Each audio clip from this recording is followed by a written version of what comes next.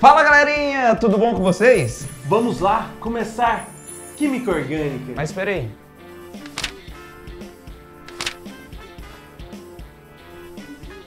Você me empresta? Chama a vinheta aí, vai. Vem, vinheta, vem.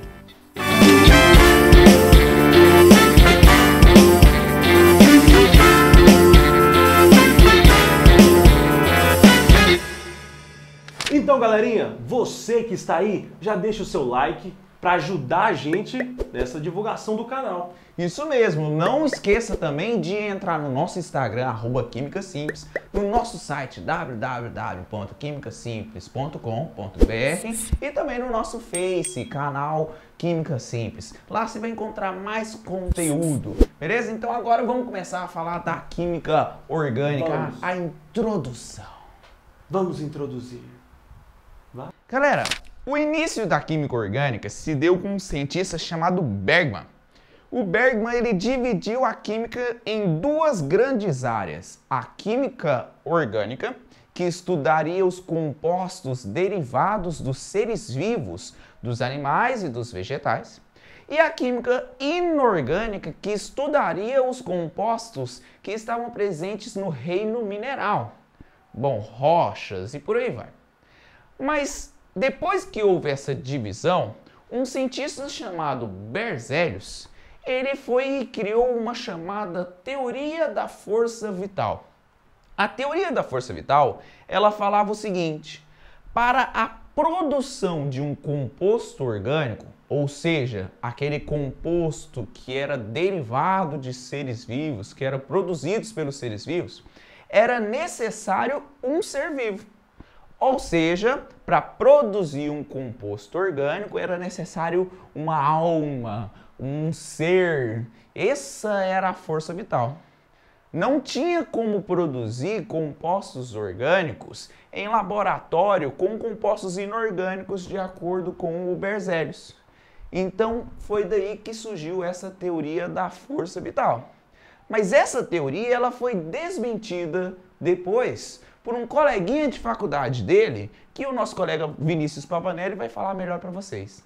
Fala galerinha, beleza? Tio Soneca falou para vocês sobre o Berzelius, né? Principalmente ali da força vital.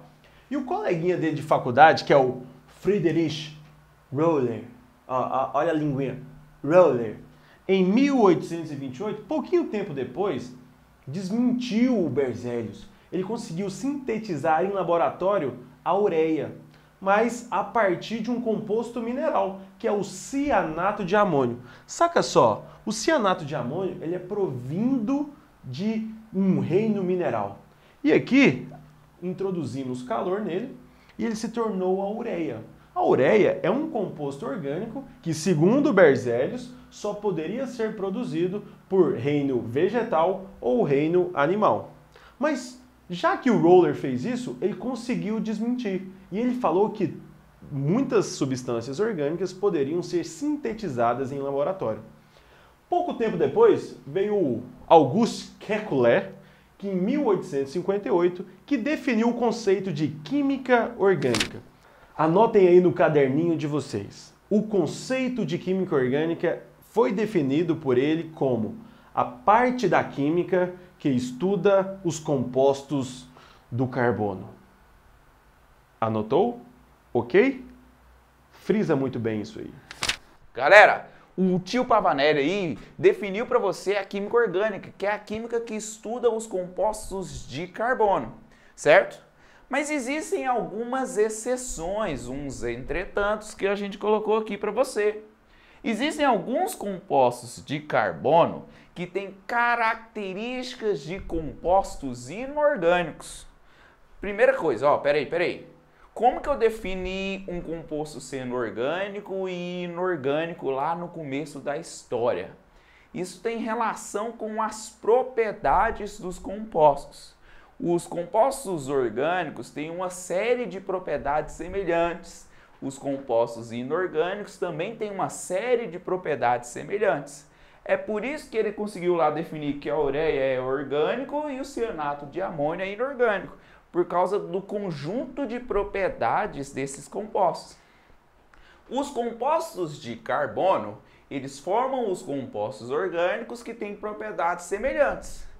Porém, entretanto, todavia, existem alguns compostos de carbono que têm aquelas propriedades que são características dos compostos inorgânicos, como, por exemplo, o monóxido de carbono, o dióxido de carbono, ácido carbônico, ácido cianídrico. Aqui a gente tem os carbonatos e os cianetos. Eles são compostos que têm carbono na sua composição, porém propriedades mais semelhantes a dos compostos inorgânicos do que dos compostos com carbono, que foi definido como compostos orgânicos segundo o Kekulé.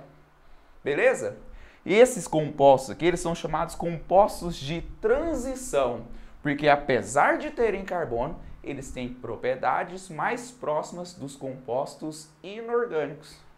Ok, galerinha? Entendeu tudo? Então, galerinha, essa foi a nossa aula de história de introdução à química orgânica. E como você sabe que esses compostos são sintetizados hoje? Onde que a gente pode encontrar, tio Soneca? Bom, hoje em dia a gente encontra em laboratório a síntese de hormônios, né? Já que o Wöhler lá conseguiu... Roller. Já que Roller. esse cara aí conseguiu sintetizar composto orgânico em laboratório, essa área começou a se desenvolver e vários compostos orgânicos foram sintetizados em laboratório. Hoje em dia a gente pode encontrar, por exemplo, um hormônio. Um hormônio que falta no nosso corpo é sintetizado lá em laboratório e você ingere ele na forma de medicamento. Vários outros medicamentos, plásticos, o nylon, por exemplo, e várias fibras de carbono também, né? Isso mesmo. Então, você consegue hoje em dia obter vários compostos que antigamente era feito somente por seres vivos, era obtido a partir de uma vida, você consegue hoje obter em laboratório. Isso aí. E essa foi a nossa aula. E agora, se inscreve aí, vai. Se inscreve. Se inscreve aí. Ajuda a gente, vai, se inscreve.